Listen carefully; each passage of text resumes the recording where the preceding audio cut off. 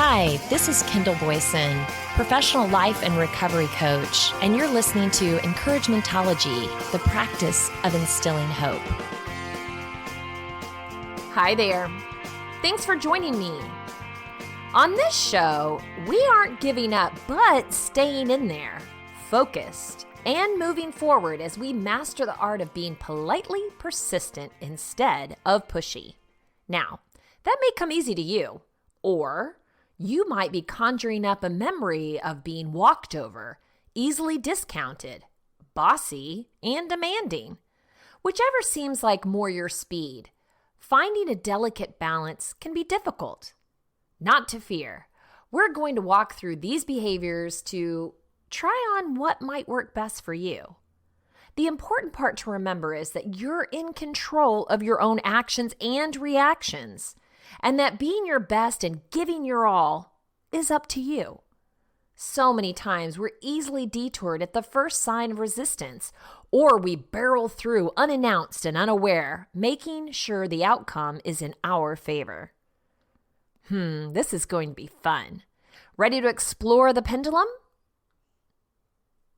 I've been in sales my whole adult life, but even before I acquired those skills, I was born with a few of my own. The gift of gab, natural-born negotiation, and not easily accepting the word no. Yes, that one got me into trouble more than once.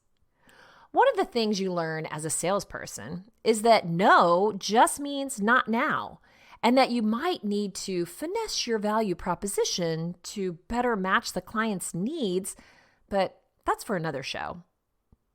You also learn that being pushy or aggressive will get you shut down and shut out, which is not a good place to be when you rely on a prospective client's purchases today and in the future. So it's imperative that you find a balance, persistent, not pushy. I had a client tell me that about myself one time. I think I apologized for continuing to push him, and he said, "You're politely persistent, not pushy." What a relief. And it's something that's stuck with me ever since. We sell in everything we do. We sell people on our ideas. We negotiate terms. We follow up and we close deals. What more can we learn from the art of selling that we could carry into our everyday actions? Alex Smirnoff gives us the top 6 lessons you'll learn from working in sales, found at badgermapping.com.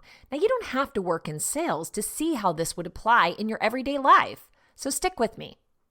Here are 6 most important life lessons you'll learn from a career of sales. So see, we're jumping right to the result. Number 1, how to talk to new people. The first major lesson you learn in sales is how to overcome the fear of talking to new people. Meeting new people becomes easier the more you do it. And in sales, you do it and you do it a lot. Becoming comfortable with conversation will open doors for you. Interacting with people daily makes you realize how valuable relationships are. The larger your network is, the easier it will be for you to make new connections. You'll have the skills to develop a professional and personal network that pays dividends. CBS News agrees. Your network is the most valuable asset for a successful career. Developing networking and strong interpersonal skills helps you get ahead in every area of life.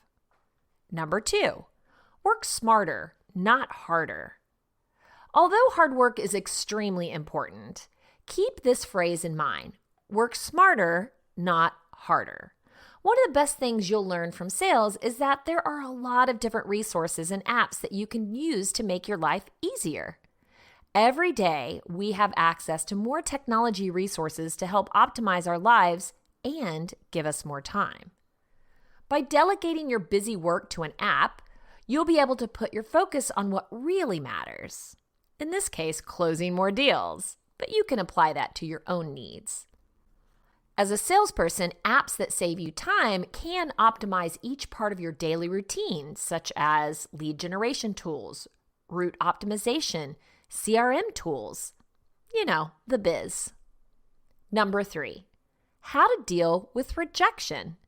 Whether you're in sales or not, you'll face a lot of rejection in life. Losing an opportunity never feels good, but sales can help you handle it like a pro. You'll talk to a lot of people who tell you no, so you learn not to take it personally. You have to realize that when someone says no, they aren't saying no to you. They're saying no to the idea. Letting things go and learning how to overcome sales objections will give you the psychological skills to persevere in any situation in life.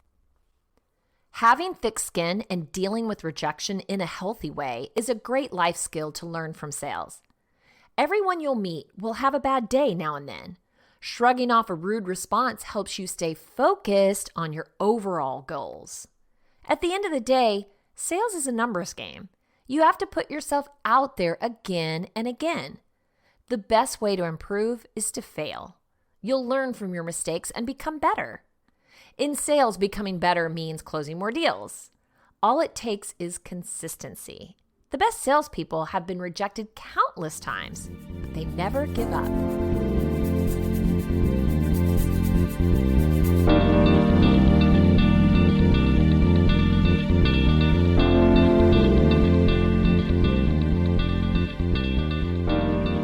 Number 4, the art of persuasion, without being annoying or pushy. Learning how to ethically persuade people is an investment in every area of your life. However, there is a fine line between being pushy and persuasive. Your prospects are typically fine without your product. Don't ever forget that.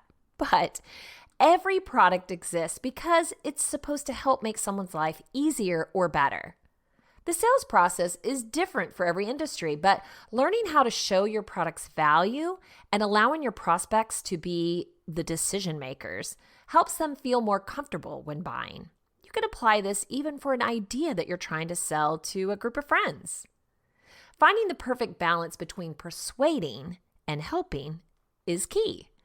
Persuasion is an art. There is an entire genre of self-help books and helpful articles on how to be more persuasive. A job in sales will teach you that understanding what your client needs is the first step to persuading them. When speaking to prospects or anyone in your life, make sure to be confident, knowledgeable, and polite while using logic, truth, and positive language. They won't want to purchase your product unless they're sure that what you have to offer will fulfill the need they have. Number 5, how to listen more than you talk. Another lesson you learn in sales is how to actively listen. Your customer should be talking more than you. When talking with prospects, you should listen to their problems and help them find a solution. Yes, even if it means directing them away from your company. The prospect will appreciate the help and understand that you have their best interest in mind. By listening more than you talk, you learn how to ask the right questions at the right time. A job in sales teaches you how to ask the right questions to get your prospect talking. By listening to them, you allow them to become comfortable doing business with you. In this case, telling you their most deepest desires. People love talking about themselves, so let them talk.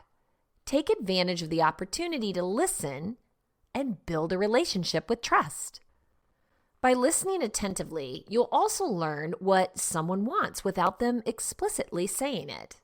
People often say one thing while meaning another. They may not realize what they're really communicating, but by listening, you will understand their real needs. This will make you a better salesperson and a friend. Listening is a skill that many people don't take the steps to improve, but it's one of the best ways to build trust between people. Number 6, prioritization and self-discipline. Prioritizing your time is difficult, and staying on top of everything can be challenging. It's hard to decide what to do to maximize your efficiency on the job. You have to take into account the level of importance and the urgency of each task. Your sales experience will teach you that every decision you make has an opportunity cost to it. How to prioritize in sales? Well, with every decision being important for your productivity, organizing a schedule may seem a little intimidating at times. However, it is very important to take 1 hour of your day to organize and prioritize. This can help boost your efficiency for the entire week. Once you have your schedule set, it's even more important to stick to it. Being self-disciplined and following through with your schedule is an important lesson to learn in sales and in life. Having a good work ethic and accomplishing your goals for the day are even more important than making your list of priorities. It's great to have a list, but does it really help if it doesn't get done? Making the most of your time at work makes you happier and more productive, which in turn makes your coworkers and clients happier as well. And guess what? When you get home, you're on top of the world. Prioritizing your time by focusing on the people that actually need your product is how great salespeople find success. There are only 24 hours in the day, and it's impossible to speak with everyone. You must choose what to do during those hours to find success. Time is precious in sales, so you want to optimize as much as you can. Be as productive as possible. Learning to delegate some of the busy work to apps or assistants can really help you be more productive.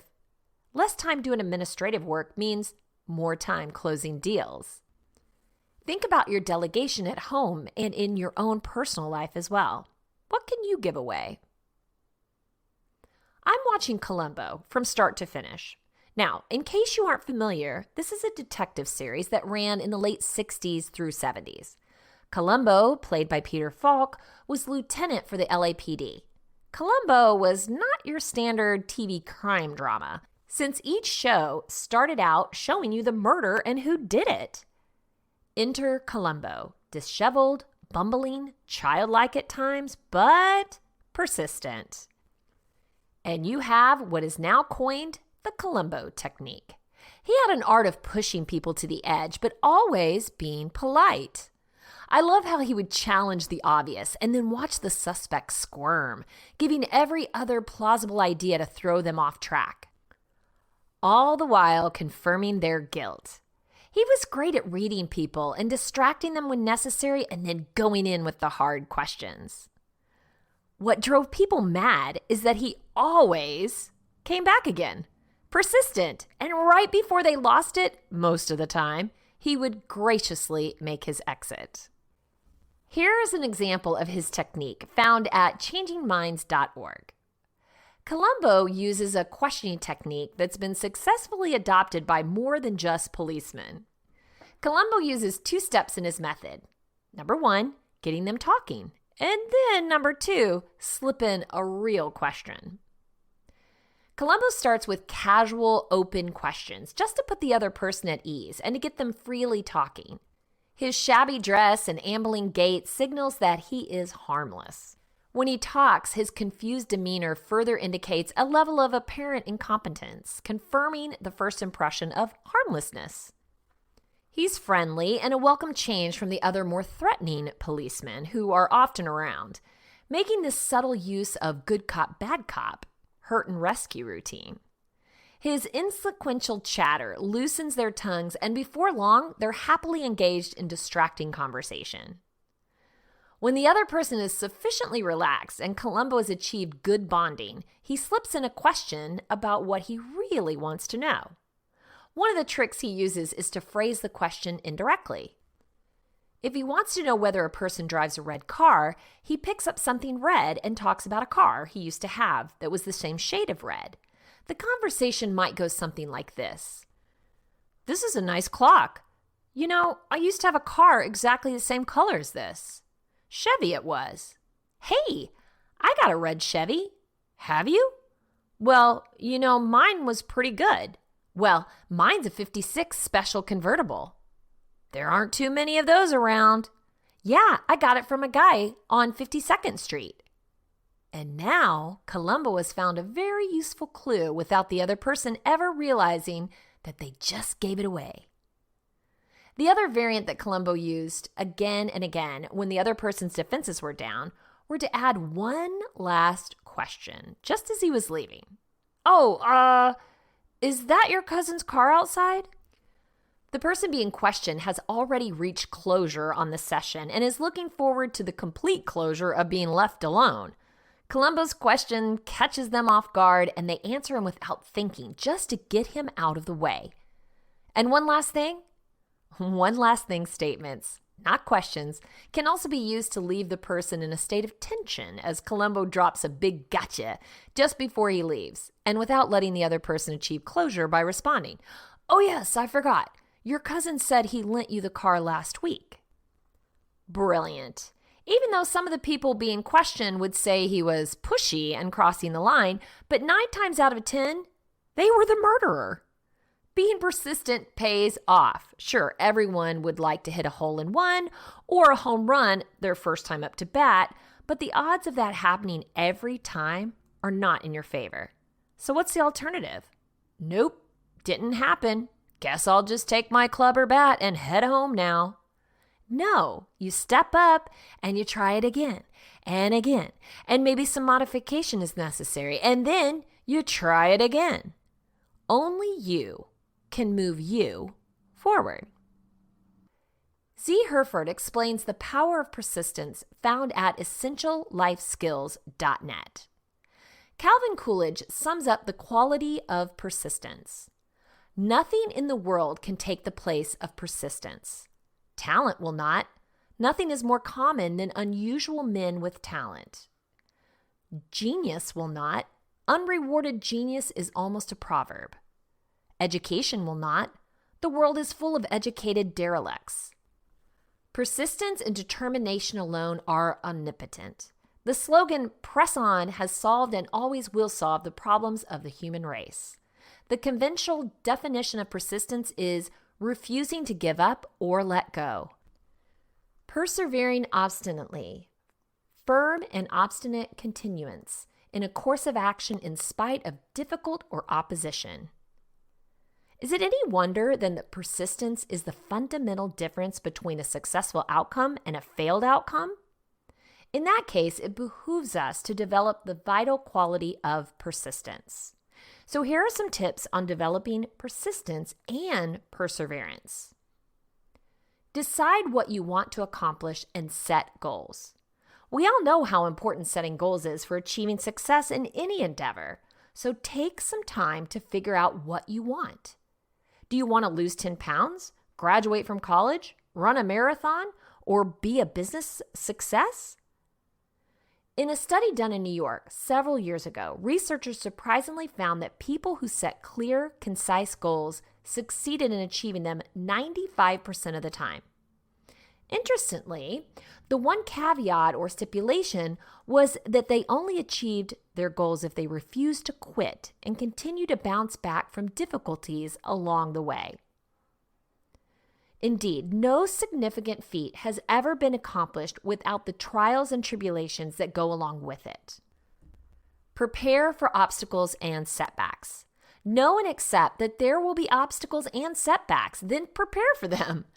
Nothing important was ever accomplished without adversity, setbacks, and difficulties to contend with along the way. Henry Ford went bankrupt 3 times before he managed to design his first automobile. As we all know and are grateful for, he succeeded. He also succeeded to become one of the richest men in the world. He said, "Failure is merely an opportunity to more intelligently begin again." Thomas Edison is said to have tried 10,000 times to create the light bulb before he succeeded. His attitude was, "I have not failed. I just found 10,000 ways that don't work." Persistence is definitely the difference between a successful outcome and a failed one due to giving up. One of the ways you can prepare for setbacks and obstacles is to anticipate potential problems and have a contingency plan. For example, if you're trying to lose weight, you must know that there will be occasions when it's not possible to stick to your weight loss regimen. In such cases, you'll need to prepare alternative meals ahead of time or be mentally prepared to deviate from your regimen. Unfortunately, instead of allowing for and being prepared in such situations, many people give up entirely, declaring it's impossible to stick to any diet. In doing so, they often sabotage all healthy eating and just give up in despair. Another example would be training to become a marathon runner, and you fail on your first attempt at finishing a marathon. Should you give up and never try again? No, not at all. You would have to figure out where you may have miscalculated your fitness level, and any types of food that you ate for your training that maybe you shouldn't have, or foods that you should eat. After doing some research to find out how to improve, you would then give it another whirl. Also, keep in mind that when you're overwhelmed with a problem or difficulty, we don't have time to develop the persistence necessary to deal with the particular obstacle or setback. However, if we plan in advance for life's inevitable ups and downs, we will be psychologically ready when they come upon us.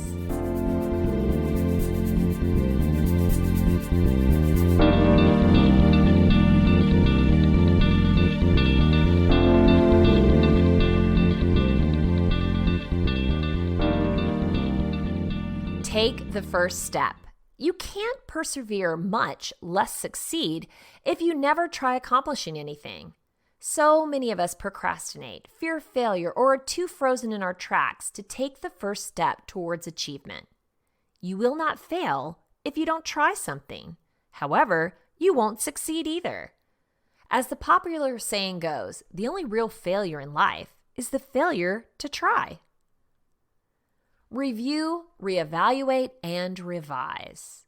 If things don't work out the way you hoped they would, then review the steps you took and the process you followed. Reevaluate by examining what went wrong and where. What didn't work? What could you have done better? Did you have all the necessary skills and tools? Your findings will be most illuminating, and in turn also will let you set up for a more comprehensive approach in the future. You will revise and improve the current strategy, and you may have to do it more than once. Garner support and encouragement. Stay away from naysayers. Instead, seek advice from those experienced in your field of endeavor and those who want you to succeed. They can assist you by making suggestions and recommendations based on their experience and expertise.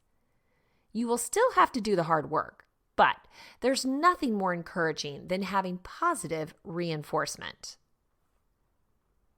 Maintain focus.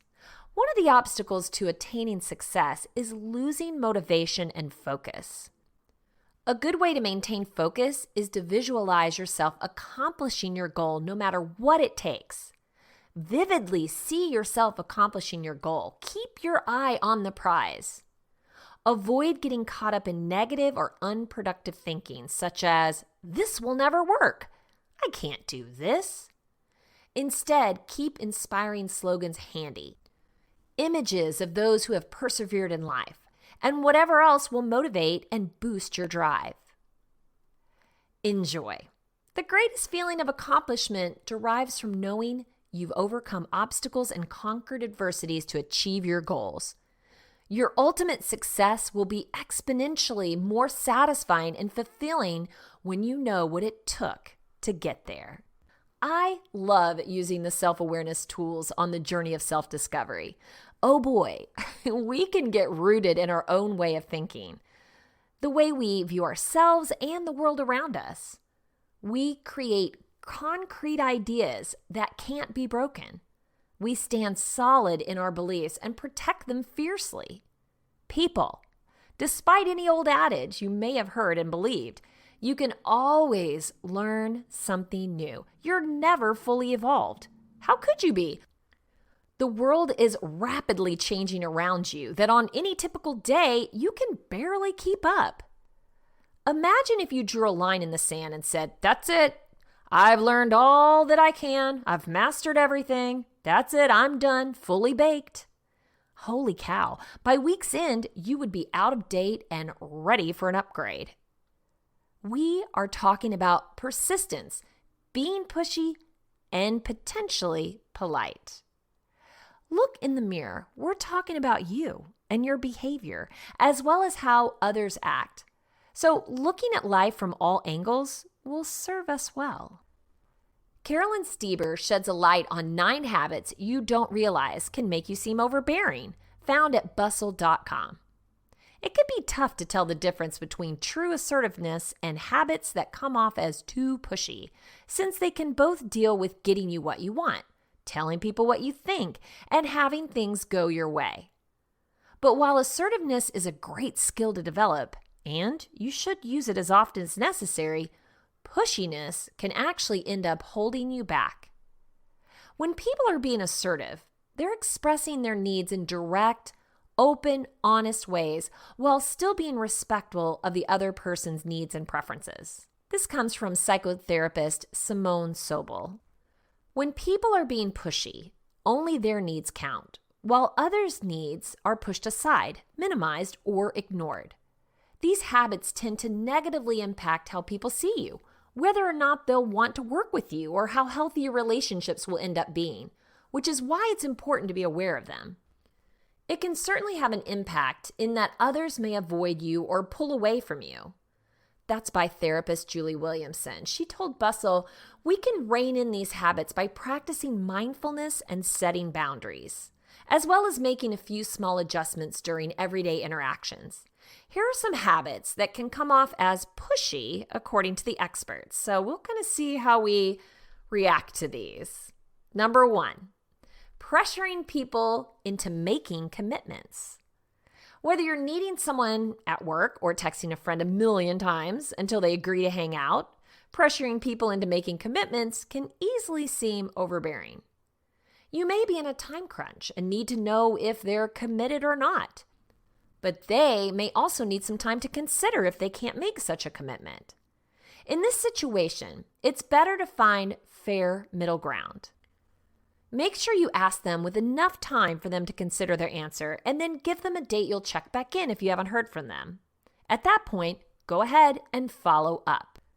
Number 2, steering conversations back to yourself.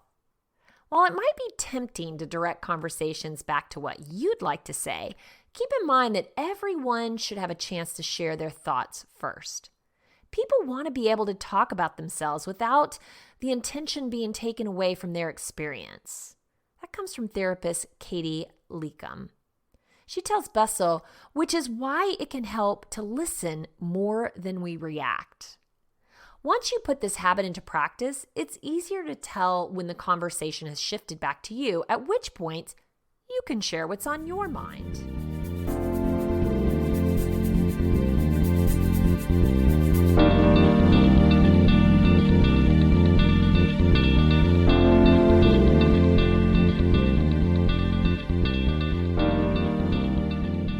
Number 3, being too quick to respond.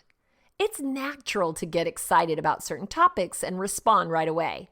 But if you find that you're constantly cutting people off as they talk, considering taking a breath before responding. It will help you not only appear more thoughtful and considerate, but help you choose your words more carefully. Number 4, barging in on someone's alone time. Whether it's a friend, a roommate, a partner, or even a coworker, encroaching on someone's alone time can make it seem like you don't respect them. Take your relationship, for example. It's understandable that couples need to spend quality time together to forge their relationship. But this can't supersede the need to develop the self, says Samantha Morrison, a health and wellness expert. Your partner may even start to feel resentful if you continue to take away their precious alone time. So try to establish boundaries that you can both respect and then stick to them. Number 5, giving unsolicited advice. Another way to come off as overbearing, even when it's not your goal, is by offering unsolicited advice. But this is especially true if you give advice and then don't pay close attention to the response you get to see if the other person was receptive or not.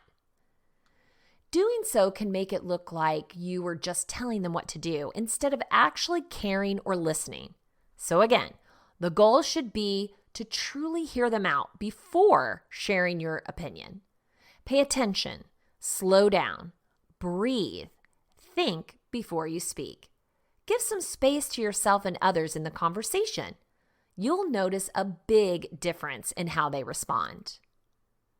Number 6, Not taking no for an answer. Now somebody is speaking my language. If someone tells you that they can't do something, it's important to respect it instead of calling again, pushing back, or pestering them. If you're constantly trying to change people's minds or negotiating, this will make you seem pushy. No is someone setting a boundary or letting you know their limits, so negotiate at your own risk because it may come across as off-putting. Okay, heard.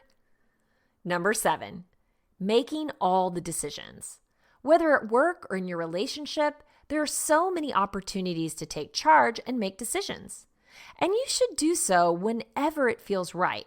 But don't forget that the other person may want to make the decisions too.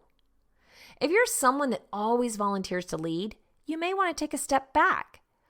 While you may think that you're lessening everyone's burden by volunteering, you may actually be depriving them of an opportunity to shine. That's not to say you should sit back or be quiet, far from it. But since it's easy to go overboard when calling the shots, keep in mind that it should be more of a 50-50 thing. Number 8, planning everything down to the minute. Many pushy people go overboard when it comes to making plans, which they often expect everyone to agree with. For example, when people come to town to visit, do you already have an itinerary of where to go and what to do? This can be helpful with a passive group, but over time will rub people the wrong way. While you may love to plan, it never hurts to ease up a little bit. Ask for others to come up with suggestions of where to go. Leave room for spontaneity and downtime. Compromise with others and resist the need to take over control. Number 9, never asking questions. There are so many moments in life when asking a question can show that you care, that you're concerned, and that you want to help out. So if you find that you never take the time to ask others what they think, it might be time to start. When we ask someone a question, we're signaling to them that we care about them and what they have to say. This comes from Tess Brigham. She's a licensed psychotherapist and certified coach. An overbearing person tends to only see their point of view.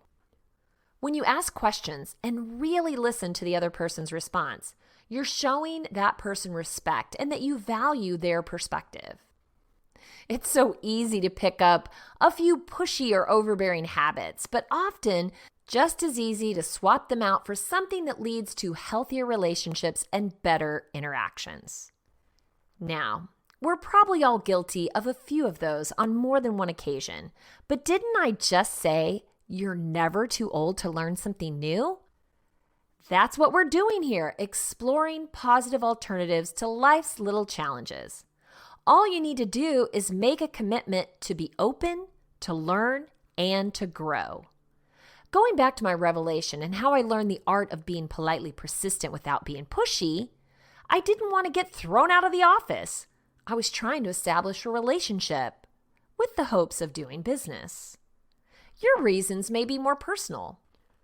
Persistence is great when it comes to achieving your goals and takes a little restraint and finesse when it comes to dealing with others. And the same thing goes with being pushy. Push yourself all you want, but when it comes to your relationships, take note that everyone is on their own journey at their own pace. Politeness? Well, that's something that no one can ever have too much of. We're going to finish up with 6 ways to persuade without being pushy from Kevin Daum, found at Inc.com. At some point, everyone is trying to persuade someone else of something. You might be selling a product or lobbying for a raise, or even just trying to win an argument. Regardless, the harder you push, the more people have a tendency to get defensive and back away. So good persuasion is more of an art. It's a give and take and allows for people to move at their own pace with some steady nudging. There are a number of effective and inoffensive considerations and techniques that can help with pleasant persuasion. So, here are a few. Number 1, show them what they want and need. Often, talking through a point gets lost. People have a strong inner voice that defends their point of view and blocks out words from their persuader. Circumvent that process with visuals. Charts, graphs, or even cocktail napkins. Sketches can help people see things in a whole new light. Get creative. Given the time, you can use your smartphone to create a simple or engaging persuasive video. Number 2, share positives and negatives. Sharing an opposing viewpoint or two is more persuasive than sticking solely to your argument. Very few ideas or proposals are perfect. Your audience knows that, and they know there are other perspectives and potential outcomes. So, meet them head on. Talk about the things they're already considering. Discuss potential negatives and show how you will mitigate or overcome those problems. People are more likely to be persuaded when they know you know that they have misgivings. So talk about the other side of the argument, and then do your best to show why you're still right. Just kidding. Number 3, be inquisitive. It's like the old story of the wind and the sun arguing over who could get a man's coat to blow off. The wind blew and blew, but the man just wrapped the coat tighter. That's exactly how being pushy works. After the wind failed to blow the coat off, the sun simply shone and the man took it off by himself. The best way to influence someone is to align what you want with what they want, which means you have to start by understanding what they want. Number 4, find a good reason. The best way to be persuasive is to be able to answer this question. What's in it for them? When you ask someone to do something, you've got to also give that person a reason for doing it. That's in their best interest. When you've got a good reason, then you won't have to be pushy. You'll automatically be the king or queen of persuasion. Number 5, take yourself out of the equation. The art of persuasiveness is influential to success and requires confidence. If you go in desperate, your proposal won't fly. You must first take yourself out of the equation. How and why is this decision beneficial to the other party? What about the people they care about, their team, family, or customers? Once you have these 2 answers covered, consider what you're up against. Your idea or offer has to be better than the other options available. If it's not, go back to the drawing board. Number 6, be helpful. Much is written on the topic of persuasion. When to say just the right words to close an important deal, or how to move others to your way of thinking. The true secret to being persuasive is to simply be helpful. The ultimate goal of persuasion is to have the power to influence others. Providing knowledge and connections freely makes you a go-to resource. If others seek you out to solve their problems through your network and knowledge, you're in the perfect place to persuade them and convince them that you and your ideas are the solutions to their problems.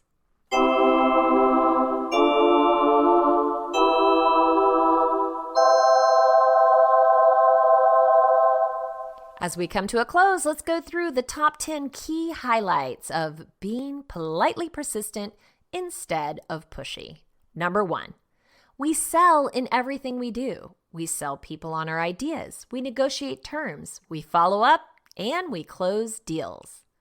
Number 2, developing networking and strong interpersonal skills early helps you get ahead in every aspect of life. Number 3, by listening more than you talk, you learn how to ask the right questions at the right time. Number 4, only you can move you forward.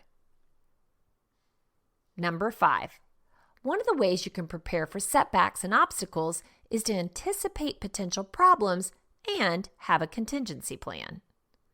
Number 6, when we're overwhelmed with a problem or difficulty, we don't have time to develop the persistence necessary to deal with a particular obstacle or setback. Number 7, despite any old adage you may have heard and believed, you can always learn something new. Number 8, It can be tough to tell the difference between true assertiveness and habits that come off as too pushy, since they can both deal with getting what you want, telling people what you think, and having things go your way. Number 9, when people are being assertive, they're expressing their needs in direct, open, honest ways while still being respectful of the person's needs and preferences. And number 10, you have to put yourself out there again and again. The best way to improve is to fail. You'll learn from your mistakes and become better.